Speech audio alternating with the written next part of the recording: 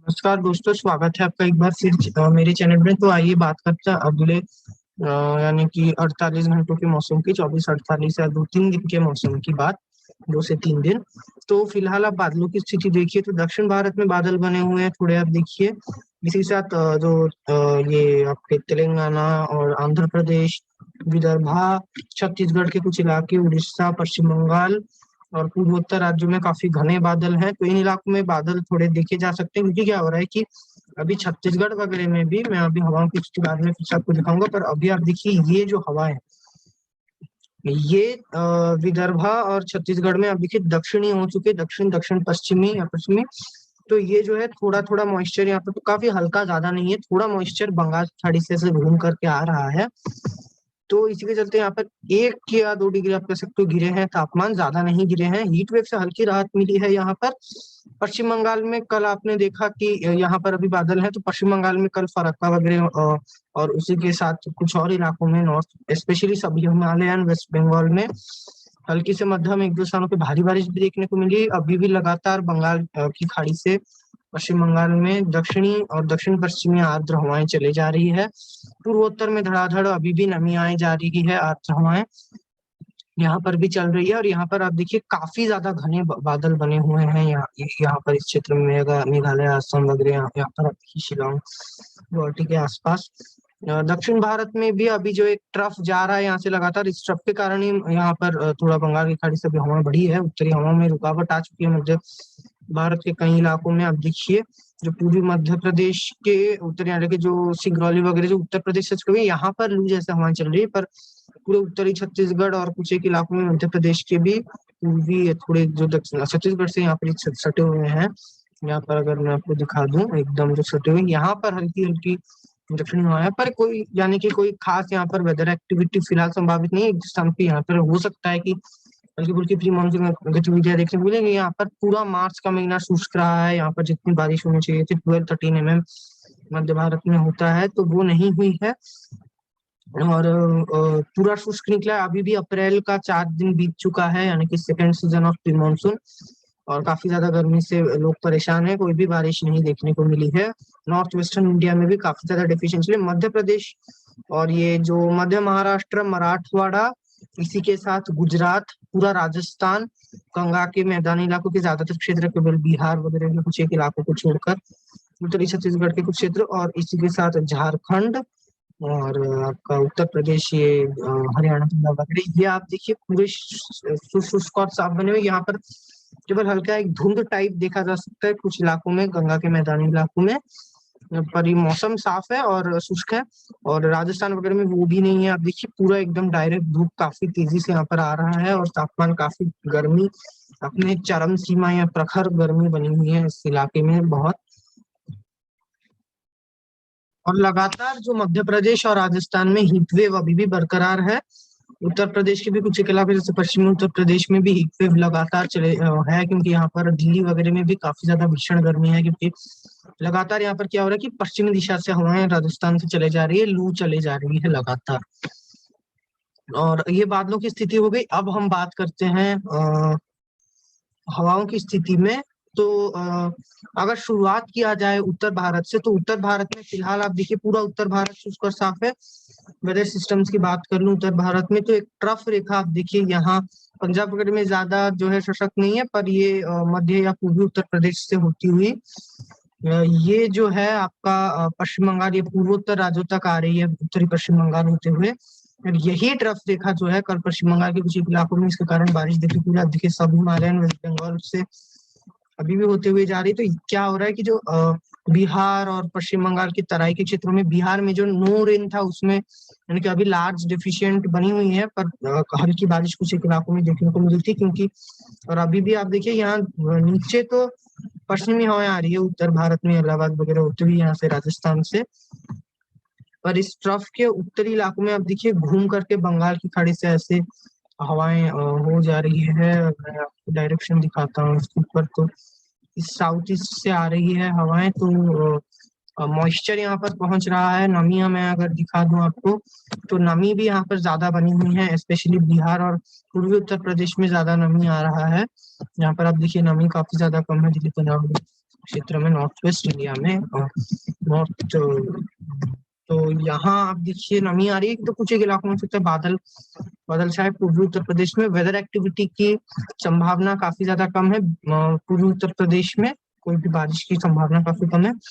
बिहार के एक आध इलाकों में हो सकता है कि हल्की फुल्की बारिश की गतिविधियां देखने को मिल जाए। दिल्ली एनसीआर वगैरह सारे ये शुष्क रहेंगे। आप देखिए अभी हवाएं दिल्ली एनसीआर में पश्चिमी दिशा से आ रही है फिलहाल। आप देखिए पंजाब वगैरह में कुछ एक इलाकों में हल्की फुल्की, उत्तरी पाकिस्तान या हिमालय से हल्की उत्तरी हवाएं आने के चलते कुछ राहत है, पर ज्यादा कुछ राहत बनी नहीं है। मैं अगर आपको दिन का तापमान दिखा दूं तो आप देखिए राजस्थान में भीषण पूरा प्रखर गर्मी बनी हुई है। पश्चिमी राजस्थान में 41-40, और पूर्वी राजस्थान में भी आप देखिए, दिल्ली में भी आज 38-39 डिग्री तक, क्योंकि राजस्थान से पश्चिमी दिशा से आप देखिए हवाएं आ रही है। पश्चिमी उत्तर पश्चिमी जब आती है, आप अभी जितना उत्तर पश्चिमी से देख रहे हो उससे भी ज्यादा एकदम यहाँ से पूरी आती है, तो ठंडी रहती है तब थोड़ी, पर ज्यादा ठंडी नहीं है। पर पंजाब में आप देखिए, और जो अगर थोड़ी मोड़ी भी इफेक्ट आ रही है तो यहाँ तक आते आते भी हवाएं गर्म हो जा रही है। पंजाब में आप देखिए 33 डिग्री बनी हुई है, क्योंकि पंजाब में राजस्थान से कोई भी ज्यादा गर्म हवाएं फिलहाल नहीं पहुंच रही है। उत्तर प्रदेश के तराई के इलाकों छोड़कर कानपुर, फैजाबाद, इलाहाबाद में आप देखिए 40 डिग्री को क्रॉस कर रहा है तापमान लगातार। यहाँ पर आज दिन के समय काफी तेजी से, यानी कि 25 किलोमीटर प्रति घंटे तक भी, और गस्टिंग में 47-50 तक जा सकता है इतनी स्पीड से, यानी कि यहाँ पर पश्चिमी दिशा से हवाएं चलती रहेंगी। मध्य प्रदेश के ऊपर भी यही स्थितियां बनी रहेंगी ज्यादातर इलाकों में ही, पूरे उत्तर प्रदेश, पूरे नॉर्थ वेस्ट इंडिया में, तो लू जैसे हालात बने रहेंगे। यानी कि और कल अगर बात करूं मैं, तो कल भी स्थितियां कुछ ऐसी ही नजर आ रही है। हो सकता है कि थोड़ी मोड़ी हवाएं बदले, यानी कि थोड़ी स्पीड हल्की कम हो हवाओं में, पर ये हवाएं कल भी चलते रहेंगी। तापमान काफी ज्यादा बढ़े रहेंगे। 6 तारीख को सुबह के समय इसमें थोड़ी कमी आ सकती है, पर दोपहर को ये चलेंगे, पर स्पीड उतनी नहीं रहेंगे, यानी दोपहर 2-3 बजे चलते रहेंगी हवाएं। और 6 तारीख को जो है उत्तर भारत के, अगर वेस्टर्न डिस्टर्बेंस की बात करूं तो कोई खास वेस्टर्न डिस्टर्बेंस फिलहाल 5-6 तारीख को नहीं नजर आई, पर 6 तारीख को एक अगर दिखा दूं तो एक ट्रफ रेखा यहाँ हिमाचल प्रदेश के आसपास बन सकता है सुबह के समय, जो कि दोपहर को आप देखिए थोड़ा वीक हो सकता है। तो हवाएं यहाँ चलेंगी दोपहर को, और हवाएं तेज भी हो जाती है, तो एक ट्रफ रह सकता है। तो यहाँ पर थोड़ी हवाएं मंद पड़ सकती है, और हिमाचल प्रदेश उत्तराखंड के कुछ एक इलाकों में हल्की बारिश की गतिविधियां हो सकता है कि हो जाए, ज्यादा संभावित है नहीं। और कोई खास वेस्टर्न डिस्टर्बेंस अगले 2-3 दिनों के दौरान उत्तर भारत में नहीं दिख रही है। अगले 10 दिनों के दौरान भी यहाँ पर उतना कोई खास वेस्टर्न डिस्टर्बेंस नहीं आएगा, केवल 12-13 तारीख को एक आ सकता है, पर वो उतना वेदर एक्टिविटी नहीं देगा। और तापमान लगातार यहाँ पर बढ़े ही रहेंगे, मौसम शुष्क और साफ बना रहेगा। उत्तर भारत के ज्यादातर इलाकों में, पहाड़ों के कुछ एक इलाकों में बादल बादल छा सकते हैं, एक आध इलाकों में हल्की फुल्की बारिश हो सकती है। क्योंकि क्या होता है कि पहाड़ों में जो अगर मैं दिखाऊं तो वेस्टर्ली दिखाऊं, मतलब अगर आप मैं दिखा देता हूँ आपको, दिखा भी देता हूँ। देखिए 10-11.7 में ये जो पश्चिमी दिशा से जो हवाएं ऐसे आ रही है, यहाँ से ये मेडिटेरेनियन सी से होती हुई आप अगर ट्रैक को देखेंगे तो ये जो है मॉइस्चर लेकर आती है, और पहाड़ों में, हिमालय में, क्योंकि हाई और मीडियम तरफ थोड़ा ट्रैक हो जाती है, तो ओरोग्राफिक रेनफॉल भी हो जाता है, यानी कि ये मॉइस्चर पहाड़ों में पहुंच जाता है वेस्टर्न डिस्टर्बेंस के कारण। तो बिना वेस्टर्न डिस्टर्बेंस के भी कभी कभार हल्के, यानी कि बादल देखे जाते हैं, कुछ इलाकों में हल्की, काफी हल्की बर्फबारी या बारिश होती है, तो वही होगी पहाड़ों में, उससे ज्यादा कोई भी वेदर एक्टिविटी देखने को नहीं मिलेगा। और बाकी उत्तर भारत मैदान सारे शुष्क रहेंगे।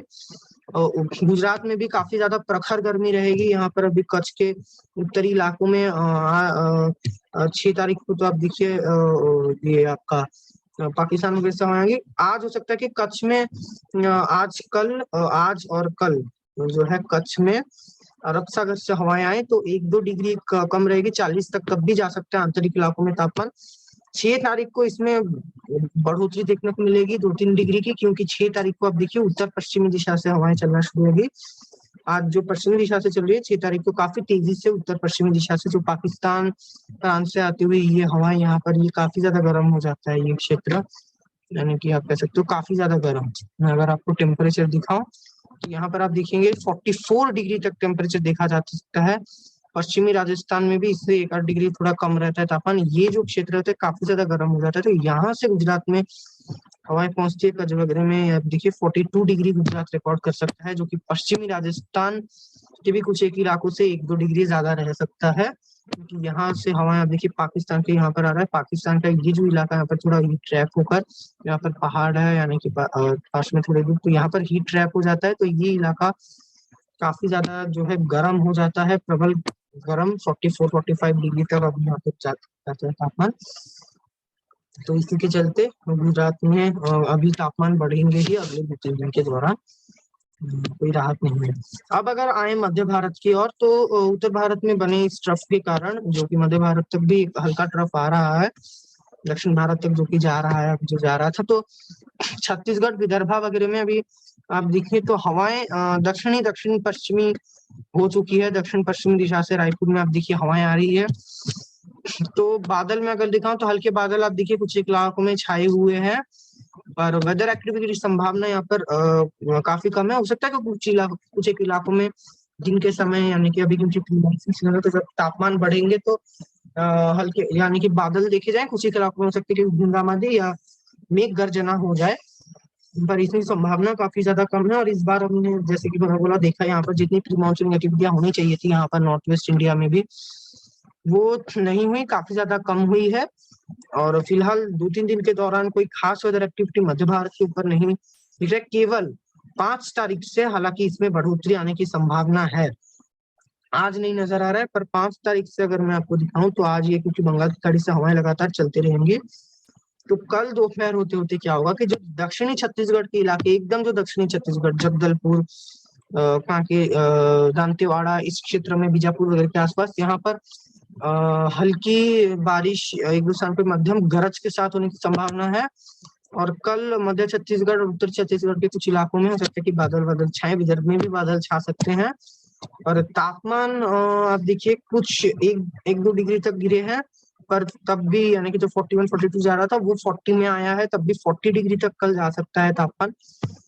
6 तारीख को 1 डिग्री हो सकता है गिरे, यही रहेगा। 6 तारीख को भी आप देखिए यहाँ पर बारिश जारी रहेगी, और जो है डेक्कन के कुछ एरिया, सोलापुर वगैरह में भी 6 तारीख को बारिश हो सकती है। यहाँ तेलंगाना के कुछ एक इलाकों में भी बारिश की गतिविधियां 6 तारीख को दिख सकती है। आंध्र प्रदेश, उड़ीसा के कुछ तटीय इलाकों में आज भी दोपहर को हो सकता है, कल भी हो सकता है, क्योंकि बंगाल की खाड़ी से मॉइस्चर आ रहा है, तो इसका प्रेडिक्शन थोड़ा सा जो है डिफिकल्ट हो जाता है, क्योंकि मॉइस्चर यहाँ पर पहुंच रहा है, तो कुछ भी इलाकों में यानी कि बारिश हो सकती है। पर दक्षिणी इलाकों में, जो छत्तीसगढ़ के और उड़ीसा के स्पेशली तटीय इलाकों में, और तट से थोड़े अंदर में, एकदम जो छत्तीसगढ़ से सटे हुए हैं वहां पर नहीं, जो छत्तीसगढ़ से थोड़े दूर है, यहाँ पर बारिश की संभावना ज्यादा दिख रही है, ज्यादा मॉइस्चर यहाँ पर, जैसे ये इस क्षेत्र से यहाँ पर मॉइस्चर ज्यादा पहुंचेगा।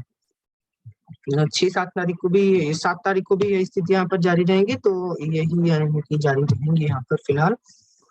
और रायपुर में यानी कि वेदर मॉडल तो अगले 10 दिन तक कोई भी वेदर एक्टिविटी नहीं दिखा रहा है। रायपुर, नागपुर सारे अभी शुष्क ही बने रहेंगे, बादल छा सकते हैं, हो सकता है वेदर मॉडल नहीं दिखा है, पर अगले 10 दिनों के दौरान कुछ कम, हालांकि अप्रैल 8-9 तक तो कोई ऐसी संभावना काफी कम है, पर बादल छाएंगे, जैसे कि मैंने बोला। हो सकता है कि 10 तारीख के बाद कुछ इलाकों में दिन के तापमान बढ़ने के बाद हल्की फुल्की बारिश हो जाए, मेघ गर्जना, पर संभावना यहाँ पर कम बनी हुई है।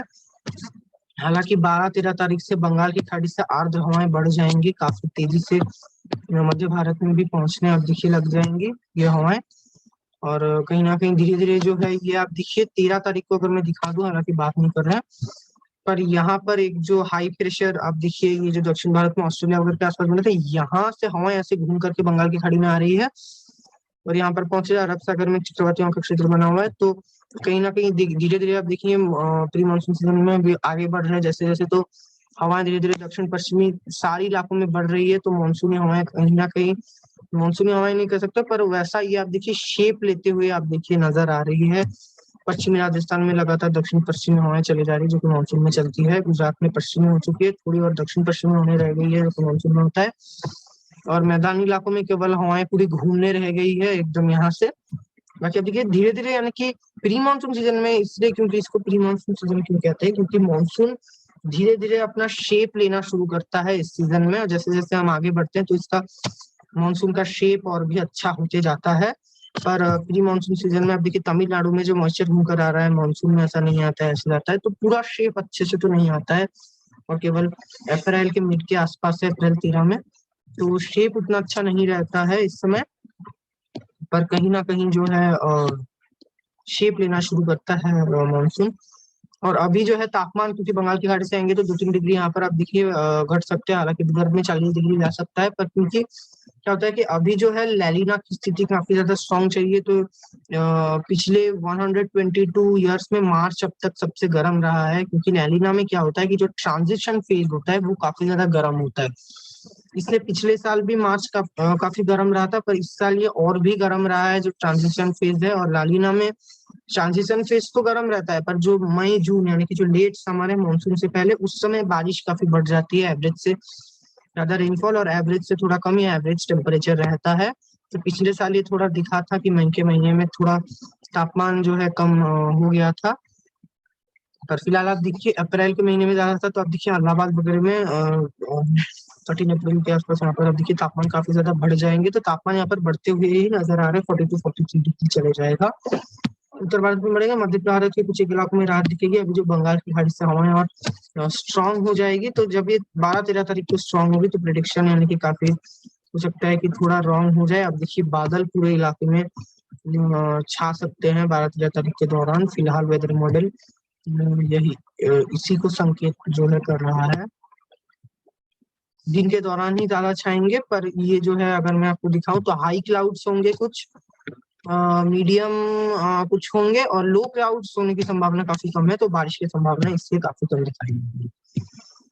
अब ये हुई मध्य भारत की बात, तो मध्य भारत के ज्यादातर इलाके शुष्क बने रहेंगे। 6-7 तारीख से दक्षिणी छत्तीसगढ़ के कुछ एक इलाकों में बारिश की गतिविधियां शुरू हो सकती है।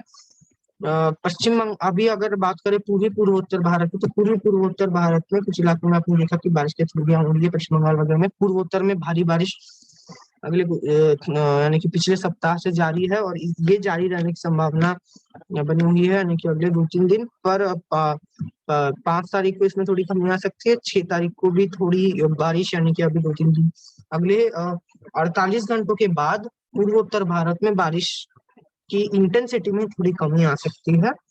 देखिए ये थोड़ी कम हो सकती है क्योंकि एक सिस्टम बंगाल की खाड़ी में उभरता हुआ नजर आ रहा है, तो ये जो है यहाँ पर जो एंटी साइक्लोन बना हुआ है बंगाल की खाड़ी में, इससे ज्यादा एनर्जी ये सिस्टम ले लेगा, तो और पूर्वोत्तर में प्रेशर इसलिए इस सिस्टम से भी हाई रहेगा, तो इसलिए यहाँ पर ज्यादा मॉइस्चर नहीं जा पाएगा। अरब सागर में भी एक एंटी साइक्लोन बना हुआ है, पर ये कोंकण गोवा के क्षेत्र को छोड़कर गुजरात वगैरह में कोई भी यानी कि बारिश नहीं दे रही है, पर कच्छ के इलाके में ये इसमें थोड़ी राहत दे रही है। तो बंगाल की खाड़ी में जो एंटी साइक्लोन है ये बहुत प्रमुख रूप लेकर रहा है, तो अब फिलहाल बनी नहीं है, पर ये एंटी साइक्लोन एक बार फिर बन जाएगा कल बंगाल की खाड़ी में। तो इसके बाद अगर बात किया जाए उस वेदर सिस्टम की और इसी के साथ दक्षिण भारत की जो, तो ये यानी कि अपडेट, तो एक चक्रवाती हवा का क्षेत्र 6 तारीख को बनेगा दक्षिणी अंडमान सागर में, तो ये जो है धीरे धीरे गहरा कर एक लो प्रेशर एरिया बन जाएगा 7-8 तारीख को, और धीरे धीरे ये जो है फिलहाल भारत की तरफ आते हुए नजर आ रहा है, तो 8-9 तारीख को यानी कि ये 9-10-11 तारीख के आसपास ये लैंडफॉल करने की उम्मीद है इसकी। अभी थोड़ी ट्रैक चेंज हुई है, यानी कि एकदम तमिलनाडु के दक्षिणी इलाके नागापट्टनम वगैरह के आसपास लैंडफॉल कर गया, ऐसा लो प्रेशर ही फिलहाल दिख रहा है, पर ये जो है क्योंकि यानी कि पहले थोड़ा इंटेंसिफाई होगा, वेल मार्क लो प्रेशर हो सकता है कि जो है डिप्रेशन तक चले जाए, हालांकि साइक्लोनिक स्टॉर्म बनने की संभावना इसकी अभी कम नजर आ रही है। तो ये दूसरे राज्यों में जो इम्पैक्ट देगा वो है बंगाल की खाड़ी से आप देखिए आर्द्र हवाएं बढ़ जाएंगी सिस्टम के जाने के बाद मध्य भारत में, यानी कि जाने के बाद मतलब ये जो है 12 तारीख को भी यहाँ पर लैंड एरिया में रहेगा, तो हवाएं ऐसे घूमेंगी, तो यहाँ पर ज्यादा आर्द्र हवाएं जो है वो बढ़ने लग जाएंगी, तो यही सिस्टम का इनडायरेक्ट इफेक्ट होगा। आप देखिए गंगा के मैदानी इलाकों में भी जो है आर्द्र हवाएं पहुंच सकती है, ये मैं दिखा नहीं था तो बताना भूल गया, क्योंकि चक्रवाती हवा का क्षेत्र पंजाब में बनेगा, ट्रफ बनेगा, तो पंजाब के तराई के इलाके उत्तर प्रदेश वगैरह में जो है आर्द्र हवाएं पहुंचने की संभावना दिख रही है, ये इस सिस्टम का भी एक जो है हेल्प होगा। दक्षिण प्रायद्वीपीय भारत में काफी भारी बारिश सिस्टम जो है देते हुए जाएगा पूरा तमिलनाडु, दक्षिण आंतरिक कर्नाटका, सारे इलाकों में। फिलहाल यदि दक्षिण भारत की बात की जाए तो फिलहाल यहाँ पर प्री मानसून गतिविधियां अच्छी हो रही है। केरला, तमिलनाडु के कुछ इलाके और जो है तटीय कर्नाटका में काफी अच्छा प्रदर्शन रहा है प्री मानसून गतिविधियों का, इसलिए यहाँ पर नॉर्मली एक्सेस बना हुआ है। कोंकण गोवा क्षेत्र में भी बौछारें गिर रही है। मुंबई में अरब सागर से हवाएं आ रही हो सकती है, कभी कभी बारिश देखने को मिले। 6 तारीख को भी दिख सकती है। तो यहाँ पर 2-3 दिन तक की बात करते हैं तो दक्षिण भारत में लगातार प्री मानसून गतिविधियां जारी रहेगी। ये जो 8 तारीख को सिस्टम जैसे जैसे तमिलनाडु के पास आएगा तो तमिलनाडु में 7-8 तारीख से बारिश बढ़ जाएगी। हल्की से मध्यम तट के इलाकों में बारिश हो सकती है। 9 तारीख को इंटेंसिटी हो सकता है कि और थोड़ी बढ़ जाए। 10 तारीख को सिस्टम काफी यानी कि भारी बारिश लेते हुए पहले ये पुडुचेरी, नागापट्टनम यहाँ पर बारिश बढ़ेगा। तो 10 तारीख को मध्यम बारिश हो सकती है। चेन्नई वगैरह में भी बारिश जारी रहेगी लगातार। और 10 तारीख के दोपहर को काफी ज्यादा मॉइस्चर तमिलनाडु के ऊपर बढ़ जाएगा। तो जो आंतरिक इलाकों में जो गर्मी इतनी हो रही थी उससे लोगों को राहत मिलना शुरू हो जाएगा 10 तारीख से ही। 10 तारीख के रात के आसपास, 10 तारीख या 11 तारीख के सुबह के आसपास ये सिस्टम जो है धीरे धीरे लैंडफॉल करना शुरू होगा। और ये इसका जो ये आपका पश्चिमी एरिया होगा यहाँ पर ये ज्यादा इफेक्ट डालेगा, यानी कि बारिश का। स्पेशली आप देखिए बारिश इसके पश्चिमी इलाके में ज्यादा होगा क्योंकि यहाँ से पुल करेगा, यहाँ पर ऐसे पुश करेगा। तब देखिए नागापट्टनम, तिरुचि यहाँ पर भारी बारिश, कराईकल, वेडरनियम यहाँ पर और पुडुचेरी वगैरह के आसपास मध्यम, एक दो स्थानों पे भारी या मूसलाधार बारिश हो सकती है इसके लैंडफॉल के दौरान 11 तारीख को। और ये आगे बढ़ेगा तब भी मूसलाधार बारिश देते हुए आगे बढ़ेगा। चेन्नई में हल्की से मध्यम बारिश हो सकती है। रायलसीमा और आंध्र प्रदेश में भी बारिश की गतिविधियां शुरू हो सकती है 11 तारीख से, 10-11 तारीख से। नेल्लोर, विजयवाड़ा, काकीनाडा यहाँ पर हल्की बारिश रहेगी। नेल्लोर वगैरह में हल्की से मध्यम बारिश रह सकती है। और ये जैसे जैसे और आगे बढ़ेगा तो अब देखिए केरल में बारिश शुरू हो जाएगी। पर केरला में जो है 11 तारीख के दोपहर शाम से मध्यम से भारी बारिश आंतरिक तमिलनाडु के साथ साथ केरला में देखने को मिल सकता है। देखिए जो मदुरई वगैरह में भारी बारिश हो सकती है। और यानी कि दक्षिण प्रायद्वीपीय भारत के ज्यादातर इलाकों में, दक्षिण आंतरिक कर्नाटका में भी बारिश होगी। उत्तर आंतरिक कर्नाटका में जो है बारिश की संभावना काफी कम है, पर मॉइस्चर यहाँ पर भी पहुंचेगा। हो सकता है बादल की फॉर्मेशन हो सकता है कुछ इलाकों में बूंदाबांदी हो जाए, पर हल्की बारिश तो इसकी संभावना हालांकि काफी कम है। और ये सिस्टम 11 तारीख को तमिलनाडु में काफी ज्यादा भारी बारिश देगा, केरला में भी। 12 तारीख को ये ऐसा चक्रवाती हवाओं का क्षेत्र अरब सागर पर विकसित हो जाएगा। और अरब सागर में केरला वगैरह के आसपास तो आप देखिए यहाँ पर सी सरफेस टेम्परेचर अच्छा है, तो इसकी इंटेंसिफाई होने की संभावना आगे जाकर नहीं है ये, क्योंकि ज्यादातर भारत तट में तो नहीं आता है। जब केरला से गुजरात की तरफ ऐसे तो रिकर्व काफी कम करता है, ओमान की तरफ इस तरफ चले जाता है। तो यहाँ पर आप देखिए जैसे जैसे आगे बढ़ेगा तो सी सरफेस टेम्परेचर काफी इसको कम यानी कि मिलना शुरू होगा। तो ये ज्यादा इंटेंसिफाई नहीं करेगा, तो ये थोड़े पश्चिम में आगे बढ़ सकता है। तो केरला में 11-12 तारीख को भारी बारिश हो सकती है। 12 तारीख के रात होते होते बारिश की गतिविधियों में कमी आना शुरू होगी। 13 तारीख को दक्षिण प्रायद्वीपीय भारत में 13 तारीख को भी बारिश तो जारी ही रहेगी, क्योंकि मॉइस्चर ये काफी अच्छा मॉइस्चर लगातार दक्षिण प्रायद्वीपीय भारत को मिलता रहेगा 12-13 तारीख को। तो काफी अच्छी प्री मानसून गतिविधियां काफी ज्यादा अच्छी देखने को मिल सकती है दक्षिण प्रायद्वीपीय भारत में। है कि कुछ इलाकों में नॉर्मल पार करके एक्सेस हो जाए और एक कोंकण गोवा में भी मॉइस्चर को पहुंचाता रहेगा। अब देखिए बंगाल की खाड़ी से मॉइस्चर लगातार तमिलनाडु में घूमते हुए पहुंचेगी, सिस्टम से घुमाएगा केरला वगैरह में भी अरब सागर से, तो इनडायरेक्ट इफेक्ट देगा। हालांकि अरब सागर में इसका 13 तारीख को तो इंटेंसिफाई होने की संभावना कम है। अरब सागर में इसको उतना फेवरेबल कंडीशंस नहीं मिलेगा, पर इसका इनडायरेक्ट इफेक्ट काफी अच्छा होगा और दक्षिणी प्रायद्वीपीय भारत में काफी अच्छी प्री मानसून देखने मिलेगी। पश्चिम बंगाल वगैरह में भी प्री मानसून गतिविधियां शुरू हो जाएगी। पश्चिम बंगाल, पूर्वी उत्तर प्रदेश और बिहार में 13 तारीख से, यानी कि जो तराई के इलाके यहाँ पर जो है बादल की गर्जना के साथ, तो ये सिस्टम यानी कि ऐसा इफेक्ट डालेगा। साइक्लोन बनने की संभावना नहीं है, पर तमिलनाडु में और केरला में ये काफी भारी बारिश दे सकता है। जबकि हवाएं थोड़ी तेज चल जाए तमिलनाडु में लैंडफॉल के समय, ये स्पेशली बारिश की गतिविधियां ही ज्यादा देगा। फिलहाल यही संकेत मिल रहे हैं। तो ये रहेगा भारत का अगले कुछ दिनों का मौसम। आगे के अपडेट्स के लिए देखते रहिए मेरे चैनल पे। जय हिंद।